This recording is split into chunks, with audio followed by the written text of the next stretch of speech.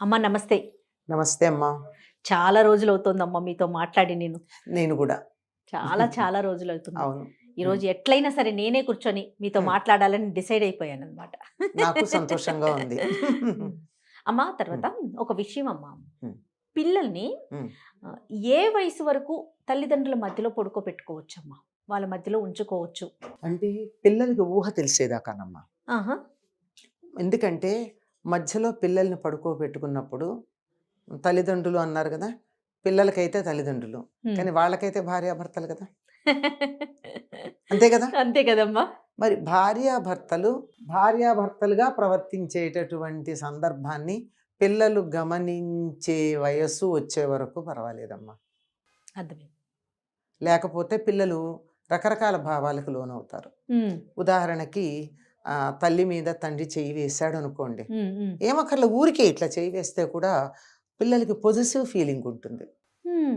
మనం ఎవరి మీద వేసినా ఊరుకోరు గదా! అంతేగా. మనం వెళ్ళి అమ్మ మీద చెయ్యి వేయంగానే బిడ్డకి వెంటనే మా అమ్మ ఆ! అంటాడు ఆ! అని. అట్లాగే తండ్రి గాని, తల్లి మీద ఊరికే మాట వరుసకి వే ఈ పెద్దవాళ్ళు ఎదురుగా ఉన్నప్పుడు గూడా అవునవును. అట్లాంటప్పుడు కూడా అలా చెయ్యి వేస్తే వాళ్ళు కొద్దిగా హ్మ్.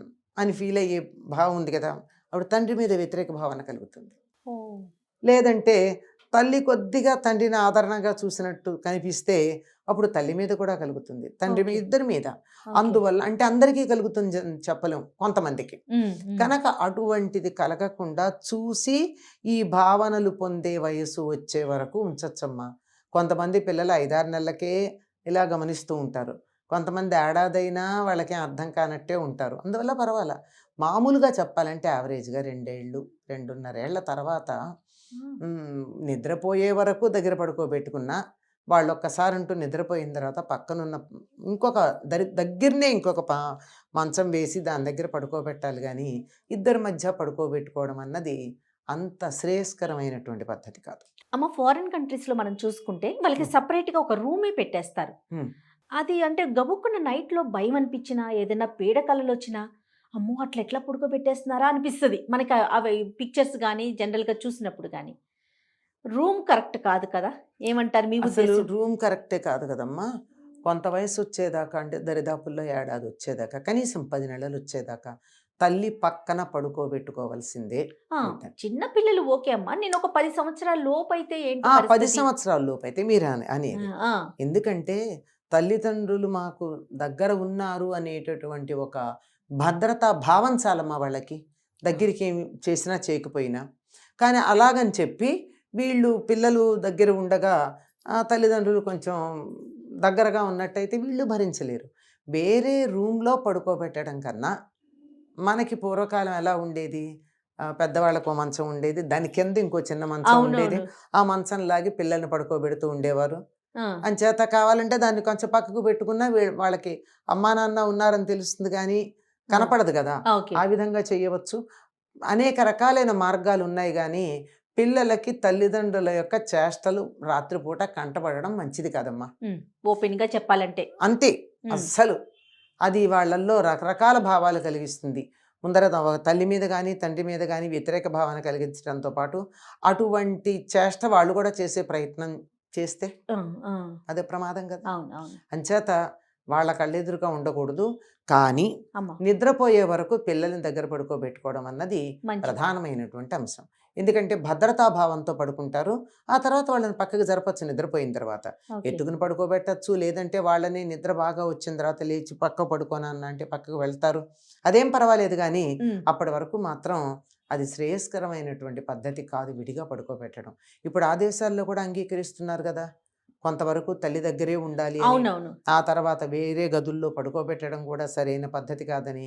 ఆ తర్వాత ఏమవుతోంది వాళ్ళకి ఒంటరిగా ఉండడం అలవాటైపోయి, అసలు ఇంకొకళ్ళ గురించిన ఆలోచన గాని, పట్టించుకునేటటువంటి లక్షణం గాని లేకుండా తయారవుతున్నారు. యెస్. నేనిప్పుడు అదే పాయింట్ అడగాలనుకుంటున్నాను. ఇప్పుడు హ్మ్. నైటంతా ఒక్కళ్ళే ఉండటం వలన, హ్మ్. ఇంకా మిగతా వాళ్ళతో కలవలేకపోవటం, ఎక్కడికెళ్ళినా అడ్జస్ట్‌మెంట్ అనేది లేకపోవటం, హ్మ్. ఇలాంటి ఇష్యూస్ ఉంటాయి కదమ్మా! చాలా ఉంటాయి. ఆ! అసలు పక్కన ఇంకోళ్ళు తగిలితే ఉండలేకపోవడం. ఇరిటేషన్ వచ్చేస్తుంది అది. వాళ్ళకి. దాంతో కొంత వయసొచ్చేటప్పటికి 11, 12 టీన్స్‌లోకొస్తారు గదా! ఆ! టీన్స్‌లోకొచ్చేటప్పటికి ఎవరైనా ఇలా ముట్టుకోంగానే వాళ్ళకి వెంటనే ఆ స్పర్శ తాలూకు అనుభూతి కలిగి, ఆ స్పర్శ కోసం వెంటపడడం. ఇట్లా కూడా అవటానికి అవకాశం ఉంది కదా. ఇట్లా ఉంది, ఆ, అట్లా ఉంది. అందువల్ల ఏది కూడా ఎక్స్ట్రీమిటీ అన్నది పనికిరాదమ్మా. yes. మధ్యలో సమన్వయంగా ఉండాలి ఆ, అంతే. పిల్లల్ని దగ్గర పడుకోబెట్టుకోవాలి, అట్లా అని మరీ దూరము పెట్టాలి.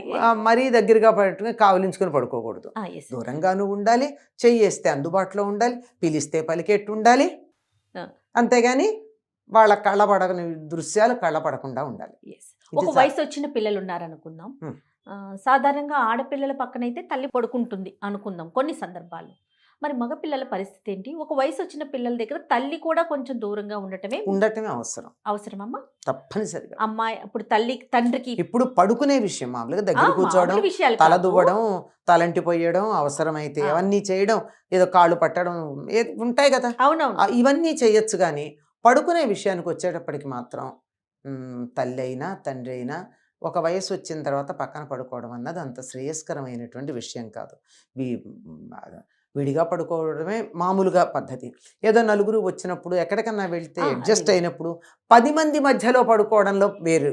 ఆ, 10 మంది ఉంటారు, ఏ పెళ్ళికో పెడతారు, సరిపోదు చోటు, అందరూ ఒకళ్ళ పక్కన ఒకళ్ళు పడుకుంటారు, ఆ. అక్కడ సమస్య కాదు. ఓకే. మరి వయసుకు వచ్చిన పిల్లల్ని ఒంటరిగా వదిలేయొచ్చు అంటారా? పడుకోబెట్టొచ్చా సపరేట్గా? ఈ సమస్యలన్నీ ఇప్పుడే వస్తున్నాయి, పూర్వకాలం ఉండేది కాదు, నలుగురు ఉండేవారు గనక. ఇప్పుడు సంతానం ఎక్కువ ఇప్పుడు కదా. భార్య భర్త ఒక కొడుకో ఒక కూతురో ఉండేటప్పటికీ ఈ సమస్యలన్నీ వస్తున్నాయి. అందువల్ల ఆమ్, శ్రేయస్కరమైన పద్ధతి అందరికీ అవకాశం ఉంటుందో లేదో నాకు అయితే తెలియదు. కానీ తల్లి తండ్రి పడుకునే పడగ్గది ఉంటుంది కదా, పిల్లలు పడుకునే పడగ్గది ఉంటుంది కదా, రెండింటి మధ్య తలుపు కనుక ఉన్నట్టయితే ఆ తలుపు దగ్గరికి వేసి గడియలు వేసుకోకుండా ఆ. వాళ్ళు ఎప్పుడు పిలిచినా తలుపు తీసుకుని వచ్చేటట్టు, లేకపోతే తలుపు దగ్గరికి వేసి ఉండేట్టు ఏర్పాటు చేసుకోవడం అన్నది చాలా శ్రేయస్కరమైన పద్ధతిగా నేను చాలా మందికి సలహా ఇచ్చానమ్మా. పిల్లలకి అందుబాటులో ఉండేలా, అందుబాటులో ఇబ్బంది ఉంటాం. లేకుండా. అమ్మా నాన్న పక్కన ఉన్నారు, ఉమ్. మనం ఈ గదిలో ఉన్నాం, మంచం సరిపోదు కనుక ఇక్కడ పడుకున్నాం, కావాలంటే తలుపు తోసుకుని పెడతాం, Yes. లేనప్పుడు ఎందుకు? ఆ, నా ప్రైవసీ నాది, వాళ్ళ ప్రైవసీ వాళ్ళది. yes, yes. అదే ఆ రకం. ఇప్పుడు బేసిక్గా మనకు ఒక కాన్సెప్ట్ ఉందనుకోండి, అమ్మా. దాన్ని బట్టి మనం చేసుకునే వెసులుబాట్లు రకరకాలుగా ఉంటాయి. ఉమ్, ఉమ్. అసలు అక్కడే మనం ఫెయిల్ అవ్వడం వల్ల సమస్యలు వస్తున్నాయి. Yes. అమ్మా, ఇదివరకు ఏం చేసేవారు? పూర్వకాలంలో చాలా మంది ఉండేవాళ్ళు కదమ్మా, ఉమ్మడి కుటుంబాలు ఉండేవి. ఉమ్మడి కుటుంబాలు ఉండేవి, అందరికీ తలొక గది ఉండేది కాదు. ఆ, సాయంకాలం అయ్యేటప్పటికి పక్కలు పరిచేవాళ్ళు, పగలు పక్కలు ఎత్తేసేవాళ్ళు. ఆ, పర్మనెంట్ మంచాలు కాదు కదా. కదా, మడత మంచాలు లేదా మామూలు మంచాలు ఎత్తో పక్కన పెట్టేవారు, చక్కగా పక్కలు వేసేవారు. ఎవరి మంచం మీద వాళ్ళు ఒకే హాల్లో పడుకునేవాళ్ళు. హాలో, వరండానో, గదులు ఎన్ని ఉంటే అన్ని. ఇప్పుడు 10 మంది పిల్లలు అంటే 10 మంది పిల్లలు అంటే ఒకళ్ళకే కాదనుకోండి, అన్నదమ్ములు 3 4 ఉన్నారు. Yes, yes. ఈ అన్నదమ్ముల పిల్లలు వాళ్ళ పిల్లలు కలిపి 10 మంది ఉన్నారు. ఈ 10 మందికి 10 గదులు ఇచ్చుకుంటే ప్యాలెస్ కావాలి.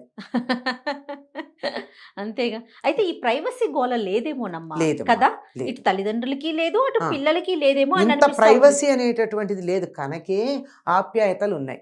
ఎప్పుడైతే ఈ ప్రైవసీ అని వచ్చిందో ఎవరికి వాళ్ళైపోయి ఇంకోళ్ళ గురించి పట్టించుకోకపోవడం, ఇష్టం లేకపోవడం, ఒకళ్ళకొకళ్ళు వాసన పడకపోవడం వచ్చిందమ్మా. టచ్ మీ నాట్ లాగా అయిపోయింది అయిపోయారు. కదమ్మా.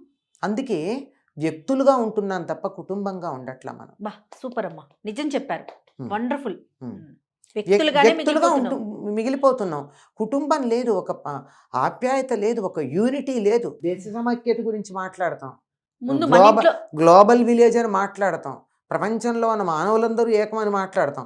కుటుంబంలో ఉన్న 3 4 ఏకంగా ఉండలేకపోతున్నారు కదా, ఇది ఎందుకు ఆలోచించట్లా? సరే 10 మందిని కనలేకపోతే వదిలేద్దాం, కనీసం ఇళ్లలో అమ్మనో నానమ్మనో ఉంచుకుంటే పిల్లలు వాళ్ళతో ఉంటారు కదా. మనకేమో వాళ్ళు నచ్చట్లేదు, ఇద్దరం ఉద్యోగాలు చేయాలి, ఇంట్లో పెద్దోళ్ళు ఉండొద్దు. అందుకని కుటుంబ వ్యవస్థను ప్రోత్సహించండి, ఎంకరేజ్ చేయండి అన్నట్టుగా ఒక లైన్. అదే చెప్పండి.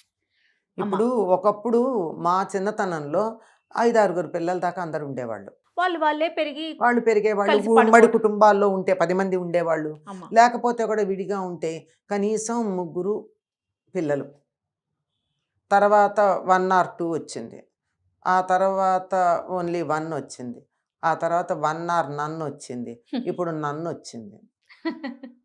మాకు పిల్లలు వద్దనుకునే వాళ్ళు ఎంతమంది లేరు? అవునవును, చూస్తూ ఉన్నాం కదా. ఇలా వచ్చేసింది దేనివల్ల అంటే ఒక రకమైన అభద్రతాభావం పేరెంట్స్కి, పిల్లలకు కాదు. అమ్మా. మేము పిల్లల్ని పెంచలేం, ఇది పిల్లలంటే బాధ్యత, వాళ్ళని చూసుకోలేం. చూసుకోలేకపోతే ఎందుకు చూసుకోలేరు? ఉద్యోగం దేనికి? మేము బాగుండడానికి. ఇవాళ బాగున్నావు, రేపటి సంగతి ఏమిటి? అది ఆలోచించట్లేదమ్మా. ఆలోచించట్లా. ఆ, అసలు దీనికి అంతటికి గొప్ప పరిష్కారం ఉండనే ఉంది. నేను ఎప్పుడూ నా విద్యార్థులకు చెప్తూ ఉంటాను. వాళ్ళు చాలామంది నాకు ఫీడ్బ్యాక్ కూడా ఇస్తారు. అమ్మా. మీరు మీ అత్తగారినో అమ్మ అంటే ఆ ఆడపిల్లలకైతే అత్తగారు, అబ్బాయికైతే అమ్మ. ఆ, అత్తగారినో అమ్మగారినో ఇంట్లో పెట్టుకోండి. ఏమవుతుందంటే ఒకవేళ ఒక అత్తకి కోడలు పరాయిది తిడుతుంది, విసుక్కుంటుంది, నో ప్రాబ్లం. ఉమ్, నీ పిల్లల్ని తన వాళ్ళుగా చూసుకుంటుంది కదా. ఒక నానీ కన్నా బెటర్ కదా, ఒక ఆయా కన్నా బెటర్ కదా. Why don't you think like that? yes, నువ్వు ఎంత exactly. విజిలెన్స్ పెట్టాలి ఒక ఆయానో నానీనో పెడితే? అవును. వాళ్ళు ఏం చేస్తున్నారో ఏం తెలుసు? వచ్చేప్పటికి నీట్గా ఉంటారు పిల్లలు, అంతే ఆలోచిస్తున్నారు. కానీ ముందు మరగట్లేదు. జాగ్రత్త కదమ్మా. ముందు ఇప్పుడు ఈ జాగ్రత్త. రోజుకి ఇంటికి సంబంధించి వచ్చేటప్పటికి కొంచెం ఆలస్యం అయింది. ఆలస్యం అయితే అత్తగారు తిడుతుంది, ఏమిటి నీకు ఇంట్లో పిల్లలు లెక్కలేదా, ఇంత ఆలస్యంగా వచ్చావని. ఒక నిమిషం ఊరుకో, అయిపోతుంది. చూడలేక అన్నది. ఆఫీస్లో బాస్ తిడితే పట్టలేదా, అత్తగారు తిడితే ఏం మాయరోగం పడ్డానికి? బాగా చెప్పారమ్మా. నీకు వాళ్ళు, నీకు నీ అత్తగారికి పడకపోవచ్చు, there is no doubt about it. అంటే ఎందుకంటే చాలామంది విషయంలో. అవునవును. కానీ నీ పిల్లలు ఆవిడ మనవాళ్ళు మనవరాళ్ళు కదా, ఉమ్. వాళ్ళని చూసుకుంటుందిగా. వాళ్ళ కోసమైనా కాంప్రమైజ్ కావాలి కదా. అది చెప్పింది. నీ పిల్లలకి ఎంత భద్రతాభావం ఉంటుంది నానీ కన్నా. ఏమవుతున్నది, వాళ్ళు ఏమంత తెలివిగల వాళ్ళు ఉంటున్నారమ్మా. ఉమ్, ఉమ్. ఈ మన పిల్లల తెలివి తక్కువతనానికి నానీల పెంపకమే కారణం. వాళ్ళ స్థాయిలోనే ఎదుగుతున్నారు పిల్లలు. అవును, మెంటల్ స్టాండర్డ్ అంతకన్నా ఎదగట్ల. అవును, అవును. మరి అందువల్ల దీనికన్నా ఎక్స్పీరియన్స్డ్ మన కుటుంబాల్లో ఉన్న వాళ్ళు, ఎంత లేదన్నా ఇంతో అంతో చదువుకున్న వాళ్ళు, వాళ్ళు అవును. అనుభవం కలిగిన వాళ్ళు, వీళ్ళు ఏదో ఒకటి మన పిల్లలు అనే ఉద్దేశంతో ఉంటారు. వాళ్ళ దగ్గరికి వదిలేసినట్టయితే చాలా విషయాలు నేర్చుకుంటారు. మనం నేర్చుకొని ఎన్నో విషయాలు నేర్చుకుంటారు. ఉమ్, కనుక కొద్దిగా ఆలోచించండి. ఎంతసేపు వాళ్ళు మనకి బరువు అని అనుకోకుండా, ఉమ్. ఇటు అమ్మనైనా అత్తగారినైనా ఎవరైనా ఎవరో అనుకోండి, ఒకరిని ఇంట్లో పెద్దవాళ్ళు. ఎవరో ఒకళ్ళు పెద్దవాళ్ళని, వాళ్ళని మూటలు బరువులు బస్తాలు అనుకోవద్దు. ఇదే కదా టెర్మినాలజీ వాడుతున్నారు చాలా అవునమ్మా, భయంకరంగా. అవునమ్మా. వాళ్ళ వల్ల మనకి మేలు జరుగుతుందన్న ఒక్క దృష్టితో think about the problem from other side. వాళ్ళ వైపు నుంచి ఆలోచించాలి. వాళ్ళ వైపు నుంచి, మన వైపే, మనమే, అంతేనా? వాళ్ళదేం కాదు, మనమే. వాళ్ళు ఉంటే మనకి బరువు అనుకునే దగ్గర ఆ. నుంచి వాళ్ళు ఉంటే మనకేం లాభం అన్న దృష్టిలోంచి yes, yes. ఆలోచించుకున్నట్టయితే ఆ, బాగుంటుంది. ఇప్పుడు పిల్లలు వాళ్ళ దగ్గర పడుకుంటారు. ఆడపిల్ల అనుకోండి, మేనత్తో నాయనమ్మో వాళ్ళిద్దరూ ఒక గదిలో పడుకుంటే ఆ పిల్లకి భద్రత, మీరు హ్యాపీగా ఉండొచ్చు. yes. అంటే వీళ్ళ సుఖాన్ని చెడగొట్టే వాళ్ళు కూడా ఉంటే ఉండొచ్చు, ఆ, ఎక్కడా ఉంటారు. yes. ఇప్పుడు అందరూ అలా ఉంటారని చెప్పలేం, అలా ఉండరని కూడా చెప్పలేం.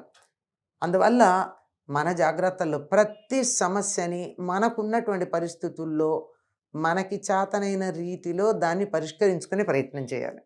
Every problem is unique. చాలా బాగా చెప్పారమ్మా. నమస్తే.